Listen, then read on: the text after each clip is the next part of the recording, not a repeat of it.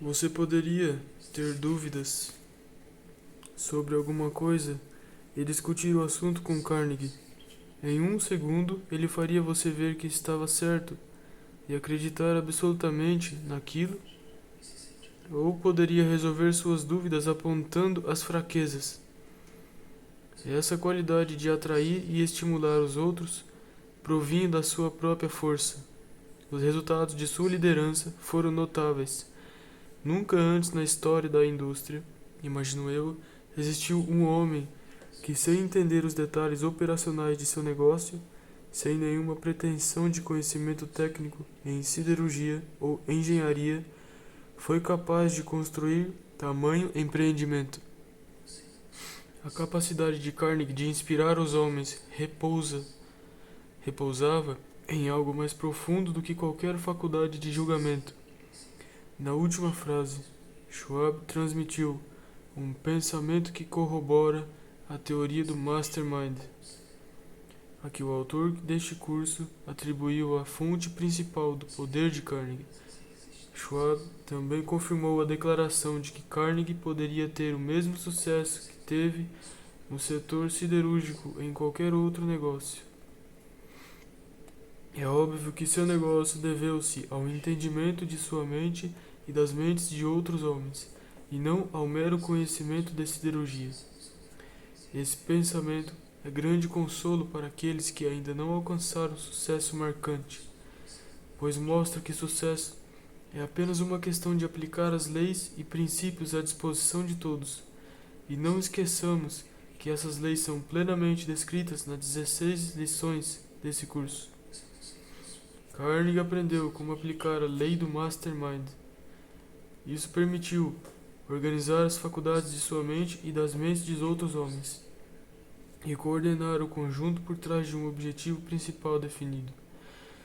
Todo estrategista, seja nos negócios, na guerra, na indústria ou outros setores, entende o valor do esforço organizado e coordenado.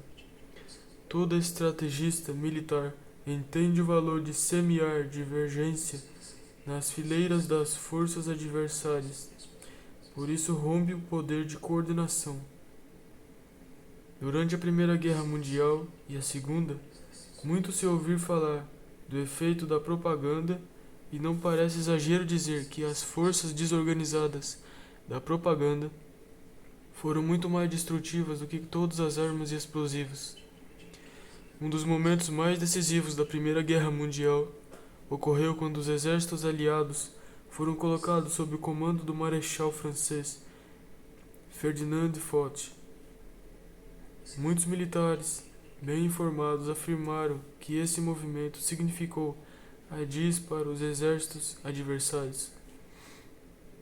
Qualquer ponte de ferrovia moderna é um exemplo excelente do valor do esforço organizado, pois demonstra de forma bastante simples e clara como milhares de toneladas de peso podem ser suportadas por uma pequena quantidade de barras e vigas de aço, arranjadas de tal modo que o peso se espalha por todo o conjunto.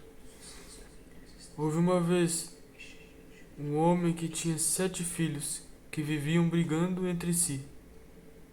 Um dia, o pai reuniu todos os filhos e comunicou que desejava demonstrar o que a falta de esforço cooperativo dele significava. O homem havia preparado um feixe de 7 varas cuidadosamente amarrado. Ele pediu a cada um dos filhos que pegasse o feixe e o quebrasse. Todos tentaram, mas em vão. A seguir ele cortou os cordões, entregou uma vara a cada filho e pediu que a quebrassem no joelho. Depois que todas as varetas foram quebradas, com facilidade, ele disse: quando trabalham juntos, em espírito de harmonia, vocês se assemelham ao feixe de varas, e ninguém pode derrotá-los. Mas, quando brigam entre si, qualquer pessoa pode derrotá-los, um por um. Existe uma lição válida na história do homem e dos 7 filhos brigões que pode ser aplicada às pessoas de uma comunidade, aos empregadores e empregados de um determinado local de trabalho, ou ao estado e nação em que vivemos.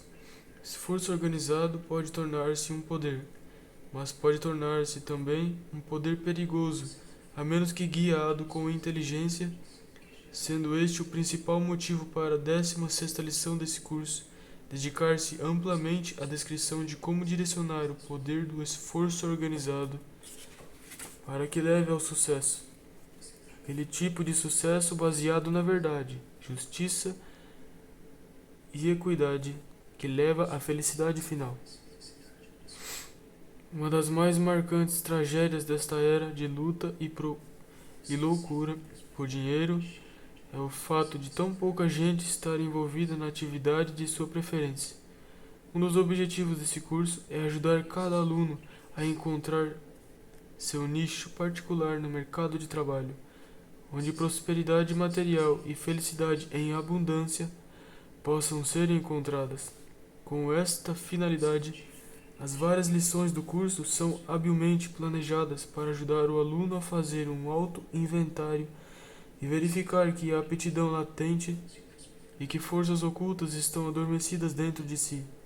O curso inteiro pretende ser um estímulo para que você veja a si mesmo e suas forças ocultas como são, e para despertar a ambição, a visão e determinação que lhe façam ir em frente e reivindicar o que é seu por direito. Há menos de 30 anos, Henry Ford trabalhava num local onde havia outro homem que fazia praticamente o mesmo tipo de trabalho que ele. Diziam que aquele homem era mais competente naquele trabalho específico que Ford. Hoje aquele homem continua no mesmo tipo de trabalho, com um salário bem baixo de $100 por semana, enquanto Ford é o homem mais rico do mundo. Que diferença marcante entre esses dois homens separou-os tanto em termos de riqueza material? Apenas o seguinte: Ford entendeu e aplicou o princípio do esforço organizado e o outro homem não. Enquanto este livro era escrito, o princípio do esforço organizado foi aplicado na pequena cidade de Shelby, em Ohio, para promover, pela primeira vez na história do mundo, uma aliança mais estreita entre as igrejas e os estabelecimentos comerciais de uma comunidade. Os clérigos e comerciantes formaram uma aliança e o resultado foi que praticamente toda a igreja da cidade e todo comerciante passaram a apoiar um ao outro. O efeito foi o fortalecimento das igrejas e estabelecimentos comerciais a tal ponto que disseram que seria praticamente impossível qualquer indivíduo das duas classes fracassar em sua profissão. Os outros integrantes da aliança não permitiriam tal fracasso. Este é um exemplo do que pode acontecer quando grupos de homens formam uma aliança com o objetivo de colocar o poder combinado do grupo por trás de cada indivíduo. A aliança gerou para Shelby vantagens materiais e morais desfrutadas por poucas cidades norte-americanas daquele tamanho. O plano funcionou de modo tão eficaz e satisfatório que desencadeou um movimento para estendê-lo a outras cidades do país. Para ter uma visão ainda mais concreta de como o esforço organizado pode se tornar poderoso, pare por um momento e imagine qual seria o provável resultado se cada igreja, cada jornal, cada Rotary Club, cada Kiwanis Club, cada clube de publicidade, cada clube de mulheres e cada organização cívica de natureza semelhante da sua cidade ou qualquer outra cidade do país formasse uma aliança com o objetivo de reunir seu poder e usá-lo em benefício de todos os membros de tais organizações. Os resultados que poderiam ser facilmente obtidos por tais alianças confundem a imaginação. Existem 3 poderes notáveis do mundo do esforço organizado. São eles: igrejas, escolas e jornais. Pense no que poderia facilmente acontecer se esses 3 grandes poderes e formadores da opinião pública se aliassem com o objetivo de gerar qualquer mudança necessária na conduta humana. Poderiam, em apenas uma geração, modificar de tal forma o atual padrão de ética nos negócios, por exemplo, que seria praticamente suicídio empresarial se qualquer pessoa tentasse realizar negócios sob qualquer padrão, exceto da regra de ouro. Uma boa enciclopédia contém a maior parte dos fatos conhecidos deste mundo, mas estes são tão inúteis quanto dunas de areia até serem organizadas e colocadas em ação.